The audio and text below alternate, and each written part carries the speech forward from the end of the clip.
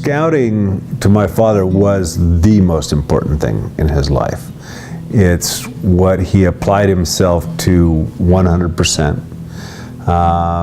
And it was a much more integrated program back then than it is now. You know, today I remember when I was a wee below, and we carved soapbox derby cars and painted them and drove them down things, and you do some camping things. But what they went into was much more in depth, and that really had a lot to do, I believe, with his scout leader, but also in the fact that he really wanted to be an Eagle Scout. He wanted to do absolutely everything in the scouting manual from A to Z and be the very best at it of anybody in the troop. And so I think that was a large driving force in his life, and the values that he learned as a Boy Scout never left him. And to the day he died, he always did the right thing. And there's one thing that I learned from my father is it's not hard always doing the right thing, because in your soul you always know what the right thing to do is. The hard part is just knowing and doing. And he always knew and did the right thing. So it was so, and I think that he really got that from the Boy Scouts. When I was 11 years old, they had a Boy Scout troop run by a Mr. Russell.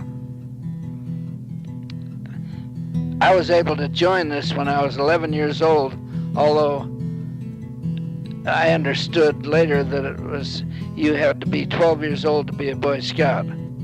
The Boy Scout movement was prominent in Reno, and I had some of my finest experiences of my life while I was in the Boy Scouts. I remember the first meeting in the Boy Scouts. They decided to give us a project of making a pair of skis. So each and every one of us went to the lumber yard and bought 2 billets of wood, which was Oregon pine, and we fashioned the billets to be bent out of that wood. They were 7 feet long and about 4 inches wide.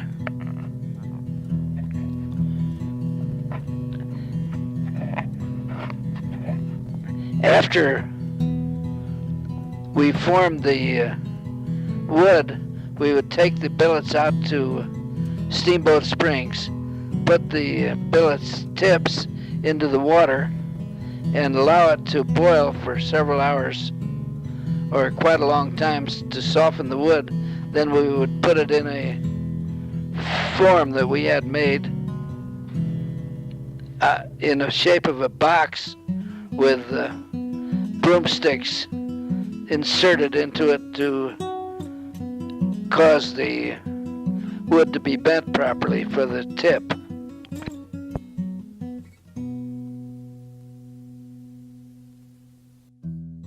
For them, they just took 2 planks of hickory down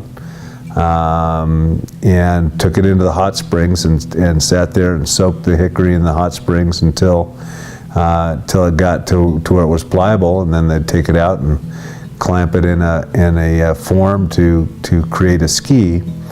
And creating the camber in the ski is probably the easiest, because the camber you're really only asking it to bend maybe about 3/4 of an inch out of its normal flat plane. But the tip is a different story, because the tip has got to come up, especially the skis they were making back then. You have to remember that there wasn't any groomed slopes. They were going through fresh snow, so the tip had to come up fairly steep, and it had to come up in a perfect round, so that when you went through the snow, you wouldn't dive under it. You'd ride up on top of it. So getting the tip to bend would have been probably the most difficult without it breaking. Because what happens is when you're dealing with, especially something like hickory, as you bend it, it has a tendency of wanting to just fracture down the center, down the middle of the plank. So I'm sure that they probably had quite a few broken tips, and that used to be the big deal with skiing. You know, you'd ruin your skis by breaking a tip, just because the tip was always under the most strain. So, and they did all of this by hand. They planed and sanded. There were no fancy, marvelous tools that you could pick up for the right price at home. No, this was all done in the garage, you know, and just with tools, hand tools they had at their disposal. Hand planes and chisels and hand saws, coping saws, things of that nature. So once they'd created their skis and become proficient at skiing, what they did was they went over via Galena, went up and over Mount Rose on skis, and skied down into Incline Village, and that's where they had their winter ski camp. And they would go down there and they'd spend 2 or 3 days camping out, so they'd have to go back with their packs and tents and food and everything that they needed. And he was 15, 16 years old, skiing up and over the top and doing ski camp in Incline Village. At the time, if you were a ski jumper or a skier of any notoriety, originally you were Norwegian or you're a Scandi of some sort.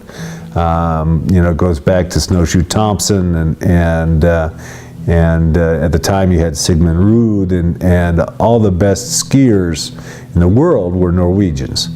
Now, not much has changed really, because if you look at the medal count, the Norwegians have taken more gold medals in the Winter Olympics than any other country, including the United States, over the years. And so they gave themselves Norwegian nicknames.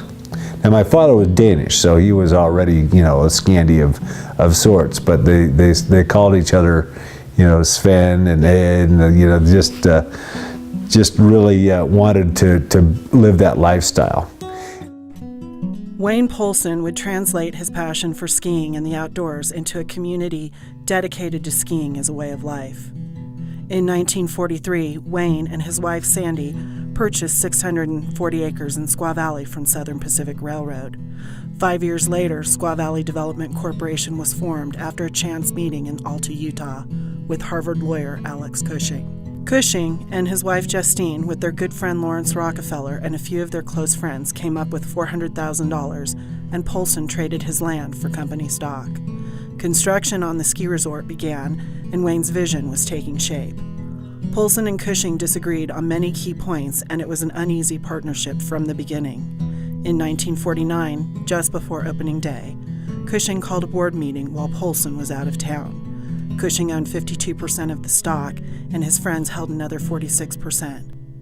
Poulsen was voted out, and his dream for Squaw Valley was lost. It was a different world. It was a world where a handshake meant everything, where a man's word was much better than a credit card, and it was just a more gentle world, and something that I really believe my father to have been fairly naive when he was dealing with Alex Cushing, but when you look at the environment in which he grew up, he couldn't have ever even comprehended that people like Alex Cushing existed when it came to doing dirty business deals or things of that nature. So your father has some letters from Alex that you found in your parents' possessions. Yeah. Handwritten letters where Alex Alex makes some assurances. Yeah. And that was... Yeah, it was pure lies, but it was, he was a New York attorney, and he was dealing with a Reno, Nevada Boy Scout. That's basically what you've got on either side of the picture, and Alex didn't do anything that a good businessman wouldn't have done. Fair enough. It just had to. He was just dealing with a naive young man who was trying to build his ideal, and really believed that everybody was with him.